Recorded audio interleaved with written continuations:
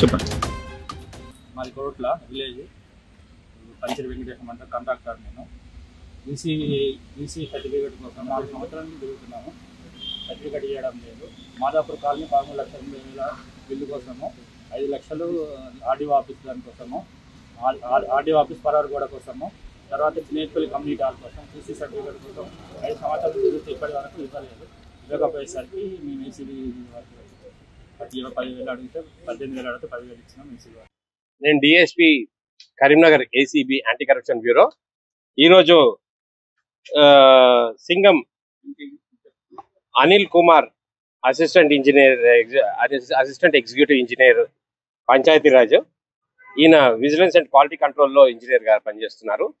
వీరు కంప్లైనెంట్ 3 ఒక వర్క్స్ అయినాయి ఇంతకుముందు. ఆ వర్క్స్ క్వాలిటీ కంట్రోల్ చేసి రిపోర్ట్ సబ్మిట్ చేయడానికి గాను అతను యాక్చువల్గా 18,000 డిమాండ్ చేశారు. మొన్న సాటర్డే నాడు కంప్లైనెంట్ వచ్చి రిక్వెస్ట్ చేసి దాన్ని కొంచెం తక్కువ చేయండి అని అంటే 10,000కి రిడ్యూస్ చేశారు డిమాండ్. అందులో ఫస్ట్ ఇన్స్టాల్మెంట్గా 3,000 రూపీస్ క్యాష్ తీసుకున్నారు. తీసుకొని ఈరోజు నిన్న మండే ట్యూస్డే రాలేదు, వెనస్డే రోజు ఈరోజు పిలిపించి మిగతా 7,000 రూపీస్ అడుగుతుంటే మేము వచ్చి ట్రాప్ చేశాము. కంప్లైంట్ మమ్మల్ని అప్రోచ్ అయ్యాడు. దాని మీద మేము అప్రోచ్ అది ప్రింటెడ్ అమౌంట్ 7,000 రూపీస్ క్యాష్ ఇస్తే అది క్యాష్తో పాటు పట్టుకున్నాము. హ్యాండ్ వాష్ చేస్తే కెమికల్ టెస్ట్లో పాజిటివ్ వచ్చింది. అందువల్ల అతన్ని అరెస్ట్ చేసి ఈరోజు మేము కోర్టుకు ప్రొడ్యూస్ చేస్తాం.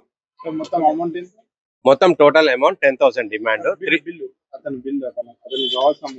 అతనికి రావాల్సిన అమౌంట్ అరౌండ్ 30 lakhs వరకు ఉంటుందండి. 30 to 30 lakhs ఉంటుంది. 30 to 30 lakhs సంబంధించి ఇంత డిమాండ్ చేశారు.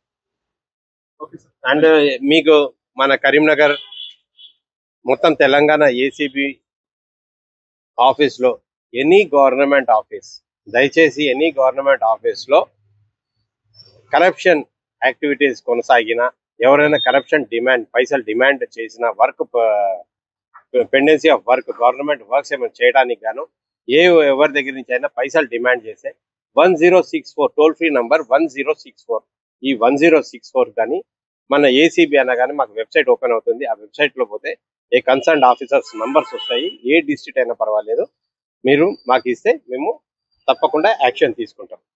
Thank you.